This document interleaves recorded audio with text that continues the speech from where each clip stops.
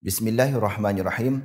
Elhamdülillahi Rabbil alemin. Ve salatu ve selamu ala seyyidina Muhammed ve ala alihi ve ashabihi ecmain. Amma ba'd.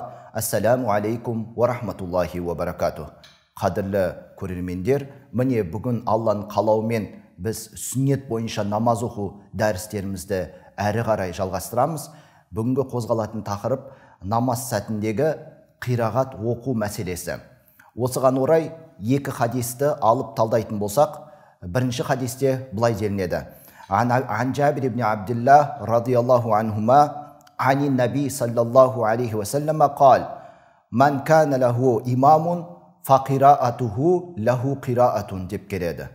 Бұл хадистің мағынасы Жабир ибн Абдулладан, Алла ол екеуінен разы болсын, пайғамбарымыздың Алланың оған салауаты мен сәлемі болсын былай деп айтқандығын риуаят етеді.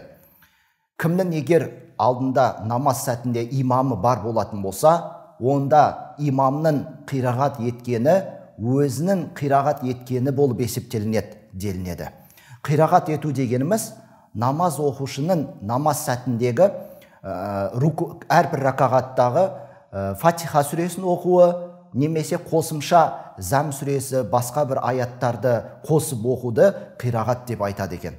Ал енді осы намаз сәтінде егер жамағатпен бір намаз оқушы имамға ұйитын болса, онда имам егер қирағат оқыса, яғни ол іштей оқылынатын намаз болсын, немесе сырттай дауыстап оқылынатын намаз болсын, әр намазындағы имамның оқығандығы артында тұрған ұйушының қирағат етуімен бірге болып есептелінеді екен. Яғни артында тұрған ұйушы адамның қирағат етуі қажет етілмейді.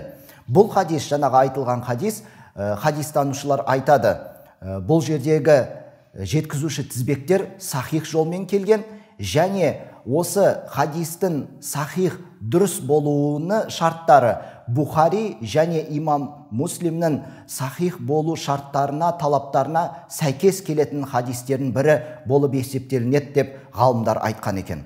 Ал енді келесі екінші хадиске көңіл аударатын болсақ, Уан Нафи ан Абдуллах ибн Умар радиаллаху анху кана иза суила хал яқра ахадун халфал имам қал: إذا صلى أحدكم خلف الإمام فحسبه قراءة الإمام وإذا صلى وحده فليقرأ. قال وكان عبد الله بن عمر لا يقرأ خلف الإمام.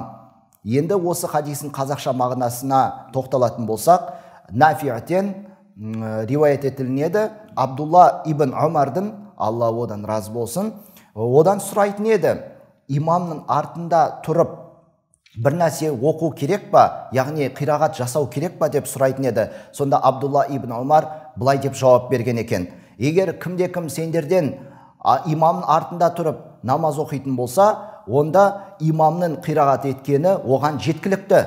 Ал егер жалғыз өзі оқитын болса, кімде-кім, яғни имамсыз, жамағатсыз, өзі жеке оқитын болса, онда ол қирағат етсін деп айтады. Яғни Фатиха сүресін, қосымша сүрелерді оқысын деп айтады.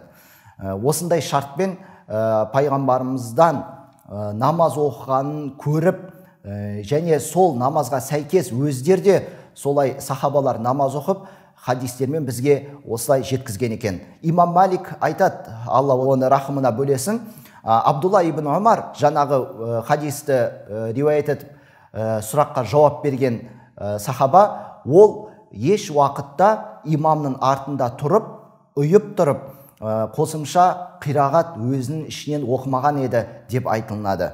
Міне осы хадистерді назарға ала отырып, біздің сүннет бойынша намаз оқу үлгісіне сәйкес жамағатпен намаз оқыған сәтте имамға ұйушы адам өз ішінен немесе сырттай болсын, немесе іштей болсын, ешқандай қирағат оқымайды. Фатиха сүресі болсын, Зам сүресі болсын, ешқандай сүрелерді оқымайды екен, тек қана имамға тыныш қана ұйып намазын оқиды.